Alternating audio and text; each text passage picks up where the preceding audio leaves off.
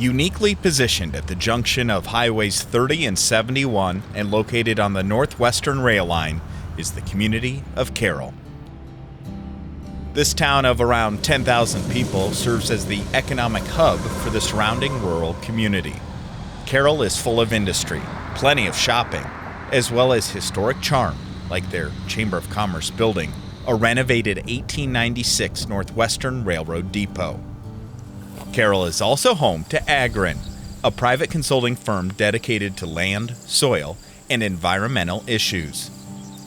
The founder and CEO, Tom Buman, has always had a passion for the environment.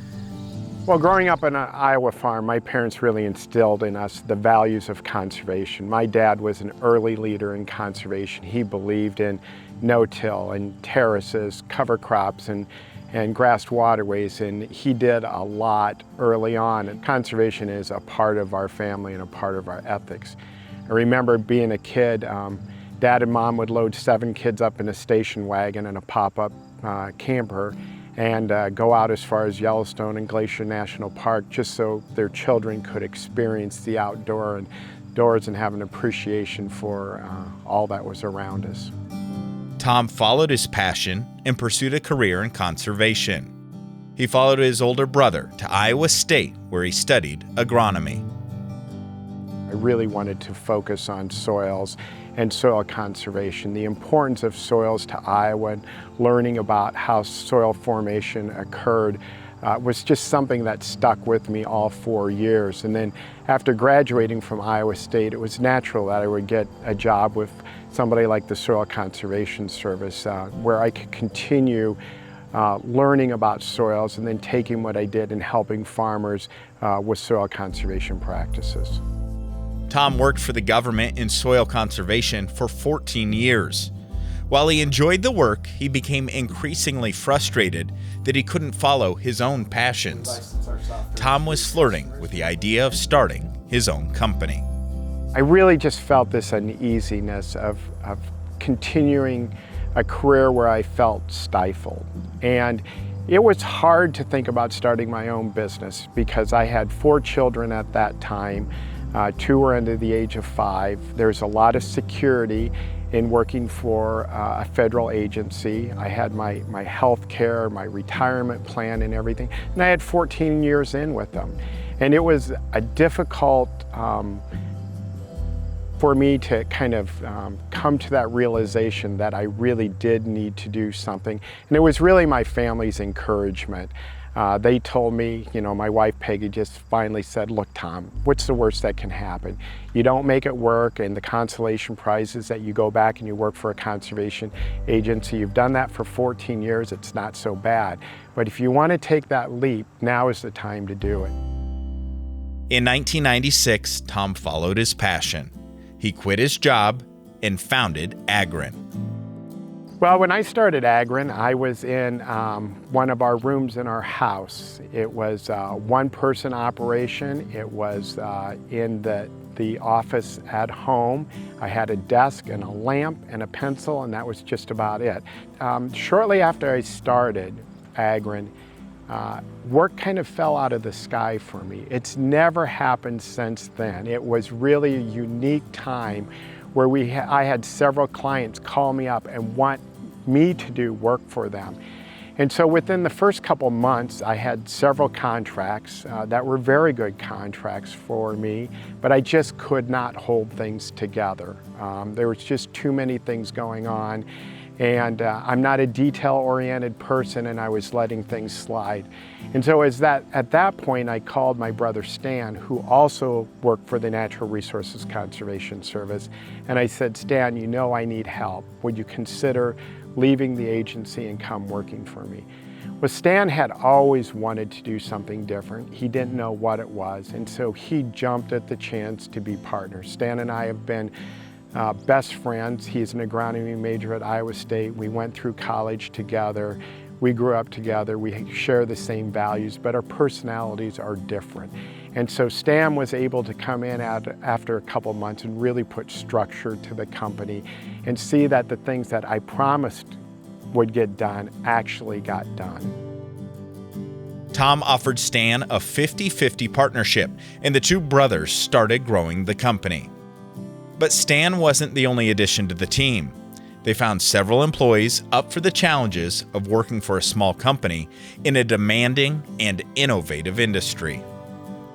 As you get to know Tom, I think one of the most unique things about him, and it's been really a core value of Agren, is his capacity to always challenge what the status quo is. That creates a challenge in working for him because we have to figure out how to implement all of his ideas for sure.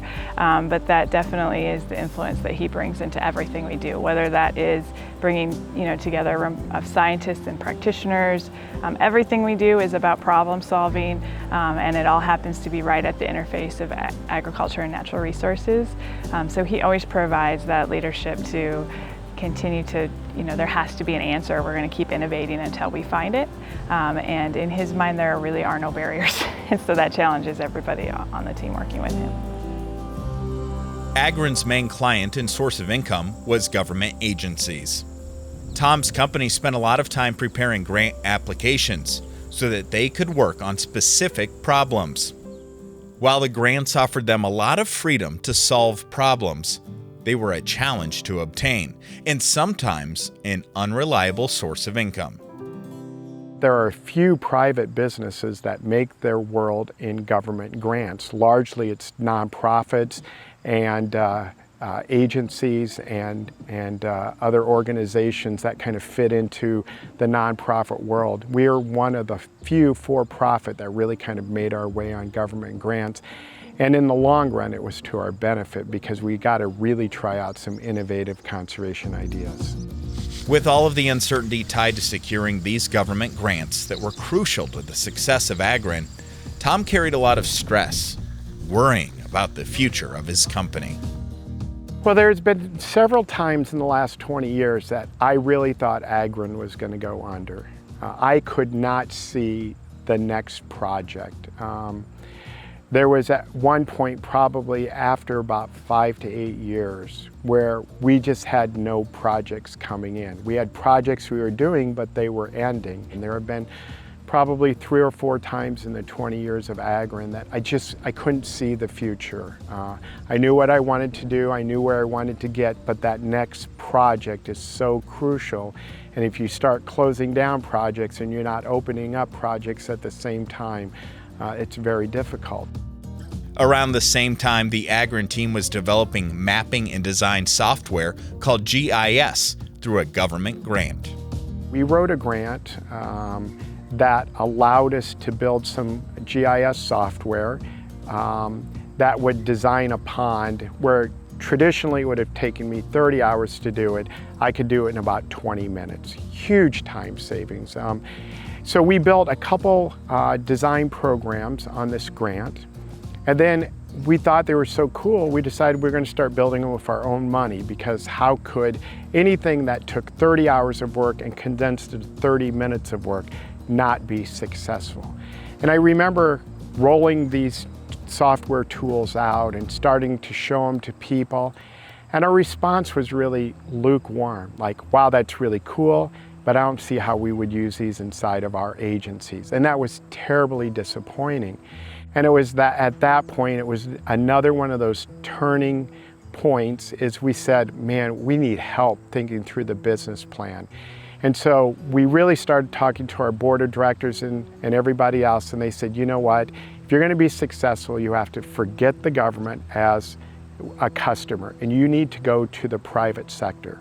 And you need to find somebody in the private sector that wants to help farmers do more for conservation.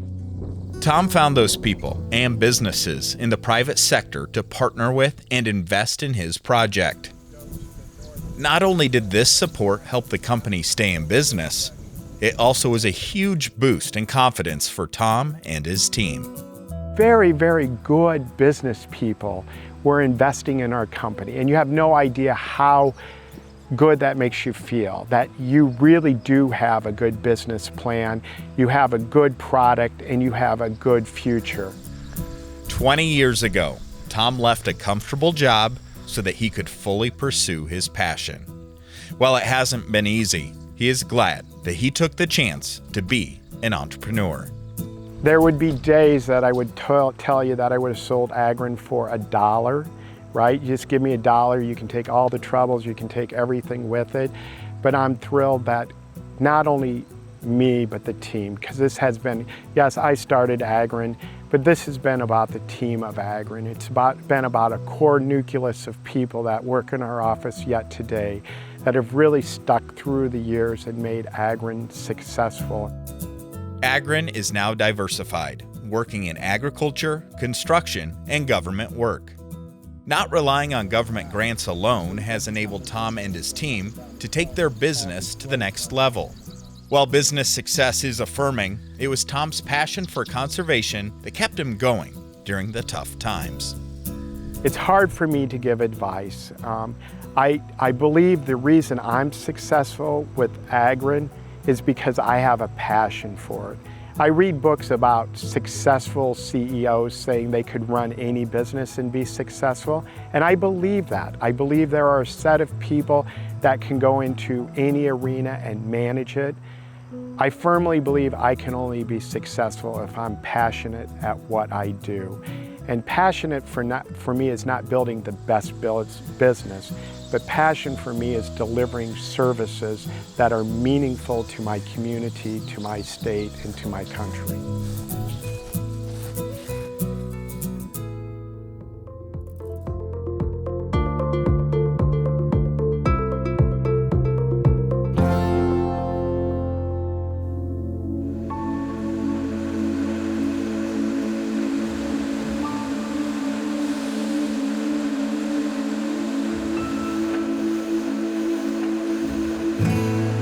Coca-Cola is one of the most recognizable products in the entire world, selling in over 200 countries.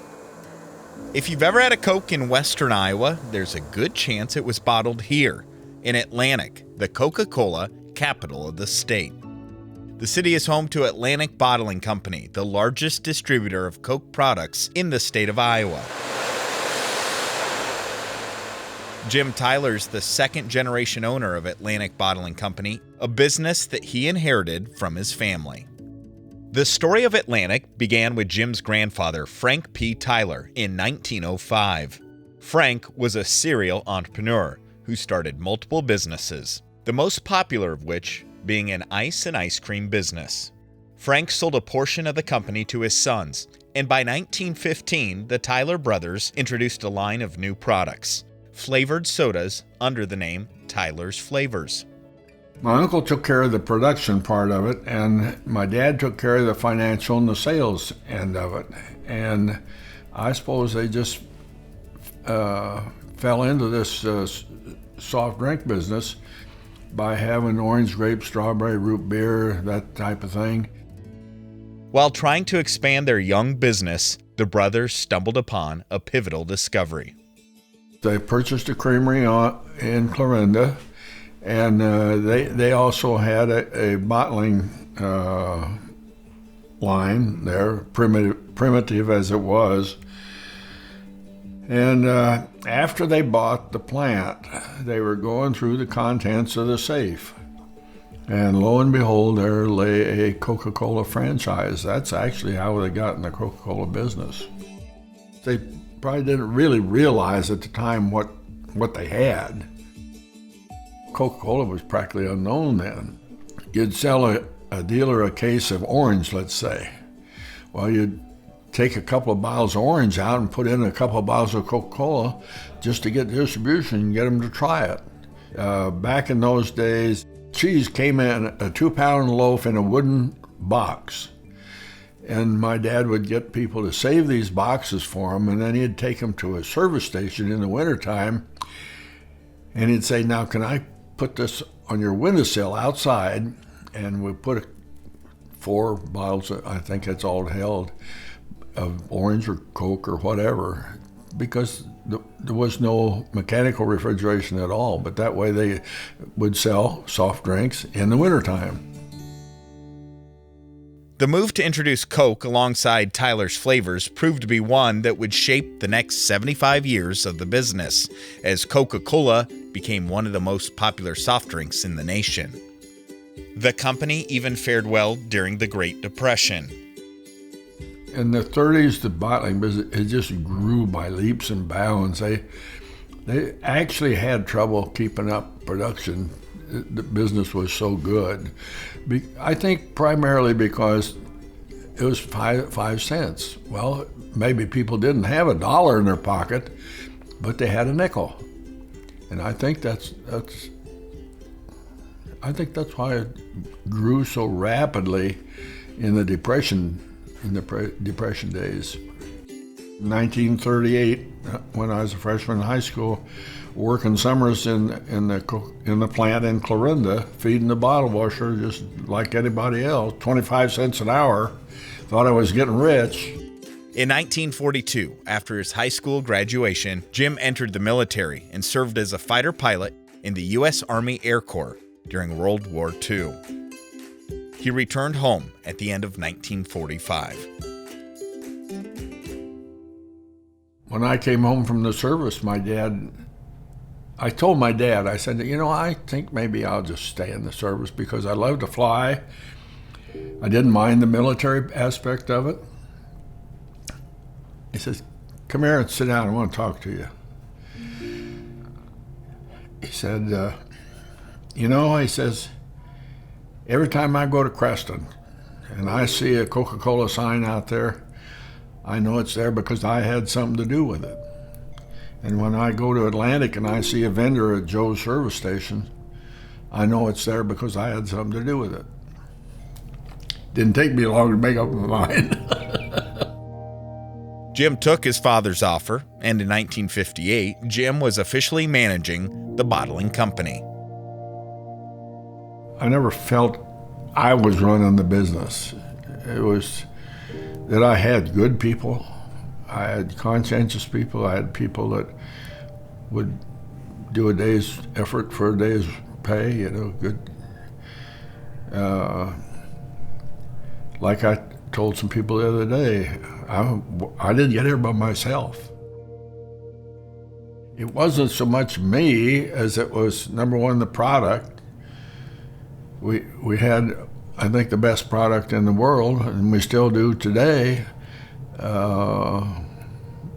We had the product, we had people, and we gave service. Because in this business, service is very, very important. And if we don't give it, somebody else will. By the early 70s, Atlantic was enjoying well-earned success, but Jim wanted to ensure that the company was moving forward.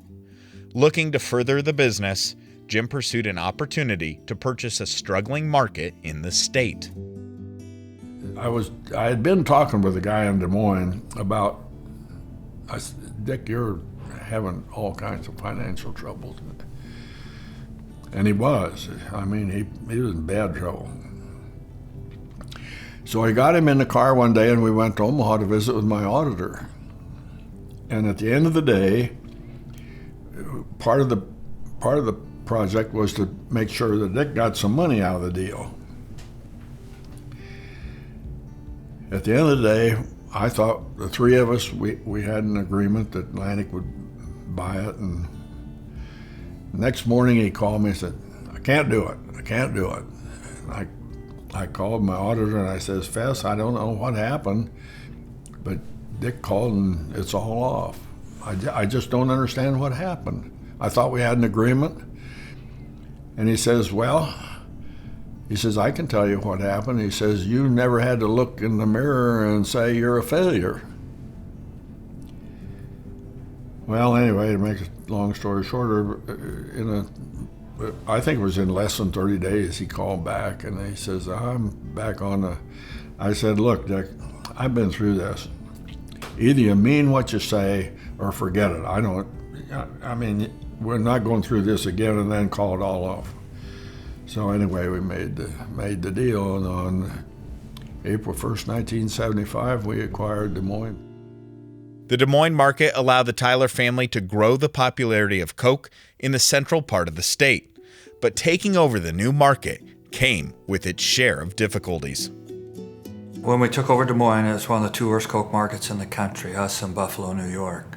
The business had not been invested in. It had about, I'm going to say about 12 to 14 owners in the past few years, and nobody had invested back in the business. They owed a lot of money, didn't have anything in assets, they hadn't invested in the trucks. So it's like you've basically given up on the business. And as our business, so much service related and relationship related, after a few times of letting people down, they just forget about you. So we had to build that trust and respect back in the market, and that wasn't easy, especially in a town that we're new in, and our family wasn't known. We were known in southwest Iowa, but a non-entity in the central Iowa area. It's still ongoing, but I'd say it took a good 20 years before we started seeing some solid improvement. Again, it's relationships and service levels that people have grown to expect out of our family. And we're very fortunate that my grandfather and my father made the decision they did to purchase the Des Moines franchise. Otherwise, we probably wouldn't be here today. The decision to take over the Des Moines operations was an important step for Atlantic. It was also an important step for Kirk Tyler, then a young man. I remember the night my mother was in Des Moines, and so he goes, let's go out to Country Club and eat. And I was a senior in high school in 1974. And so we went out to eat, and he kind of explained what was going on and what the opportunity was. And he says, so I got to know whether you're interested in coming into the business or not, because I'm not sure I want to work that hard if you're not interested in coming into business. So being a senior in high school, I kind of committed myself and said, sure, I'm interested. And again, it's been a great ride. In 1991, Kirk took over his father's role as president of the company. Although the leadership of the Tyler family has played an integral role in the company's continued success, the family points to another reason for their prosperity. It's your people that make you successful. The people in the communities. We're very fortunate to be able to give back to communities that we do business in, because that's where our employees work, play, and live. Over 100 years later, the work of original entrepreneur Frank P. Tyler and his sons Harry and Henry has led to a business that supports an entire region of Iowa and gives a unique identity to its hometown. And with each generation, that same entrepreneurial spirit continues.